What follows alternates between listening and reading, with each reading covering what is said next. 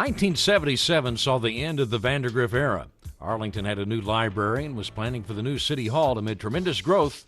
The future was here. By 1980, Arlington is home to 160,000 people. Within a decade, it will become the 61st largest city in the country with more than 250,000 residents. In response to continuing growth, social services made their mark in downtown Arlington in 1985 with the opening of the Arlington Life Shelter. It opened on Division Street with the goal of improving life for those in Arlington who need it most. The founders of Mission Arlington heard the same call, as did Arlington Charities and the Salvation Army. Arlington's rapid growth nearly outpaced its infrastructure. City crews scrambled during the 70s, 80s, and 90s to turn country roads into city streets. You know these streets by the names of the pioneers who settled the land around them: Cooper, Bowen, Fielder, Matlock, Collins, Mayfield, Davis, and Randall Mill. Neighborhoods expanded into far north Arlington during the 70s and 80s. Custom homes nestled in the hills went up by the hundreds. Apartments and businesses followed. Texas Commerce Bank became an instant landmark in 1982 when it became the tallest building in the city. By the late 1980s, the inevitable shift to the south began. Major improvements to South Cooper Street helped ease the growing traffic problem. It also paved the way for development. By the thousands, houses spring up in South Arlington. By the turn of the 21st century, the population south of Interstate 20 alone surpassed the 100,000 mark. In 1987, the opening of the Parks at Arlington Mall, located in Interstate 20 in South Cooper, becomes the cornerstone for nearly unprecedented development over the next 2 decades. But when that development threatened a centuries-old post oak, it forced change at City Hall. The witness tree was uprooted to make way for a discount store. It was transplanted, but didn't make it. The outcry over the loss of the tree was heard to City Hall. The Commercial Tree Preservation Ordinance was adopted in 1993. It was extended to residential development in 2005. Through the 80s and 90s, city services such as libraries, fire stations, and parks grow and expand to keep pace with development. Many of the parks honor the city's rich cultural and natural history. The parks are an oasis in the fast-growing city, a spot for family activities, picnics, and sports. Public golf courses expand, along with other recreational facilities. The city is changing, and that change is reflected in its people. In 1990, Elsie Odom becomes the first African-American elected to the Arlington City Council. In 1993, voters authorized formation of single-member districts. That same year, Dan Cerna becomes the first Hispanic elected to the council. Elsie Odom would hold his position as a city councilman until 1997, when he becomes the first African-American mayor for the city of Arlington. Nowhere is the growth of Arlington more evident than in its schools.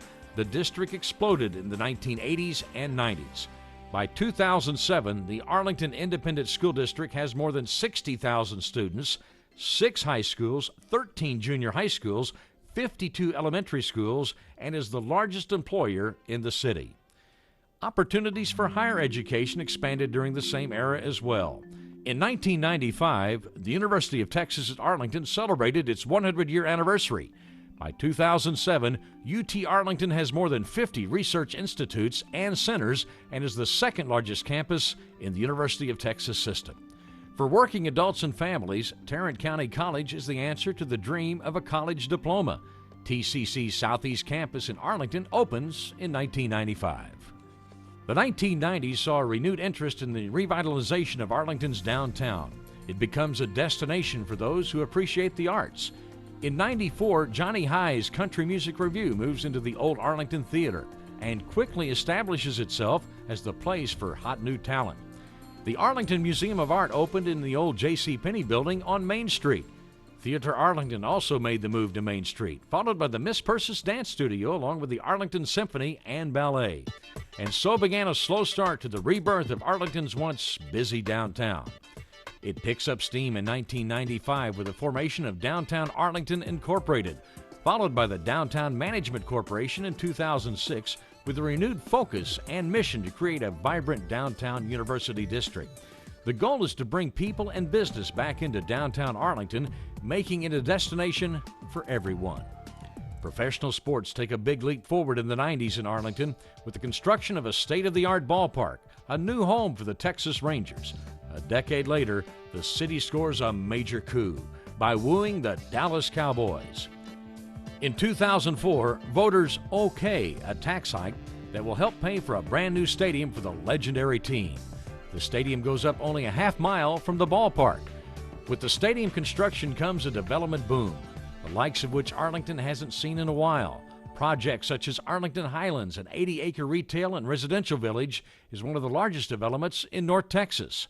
In 2007, construction is set to begin on an upscale development called Glory Park, featuring mixed-use retail, residential, and entertainment destinations. It is the start of yet another era for Arlington.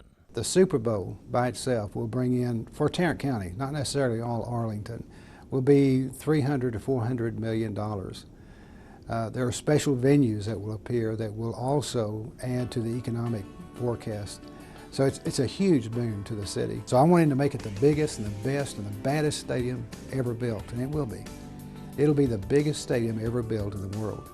It'll have the biggest scoreboard inside of any stadium in the world, and it will be an absolute showplace. It was a similar vision in a different era that set Arlington on its course. From a railroad village in 1876 to a bustling city with rich cultural diversity in the 21st century. From a town that measured a mere half-mile across to one that has grown to nearly 100 square miles.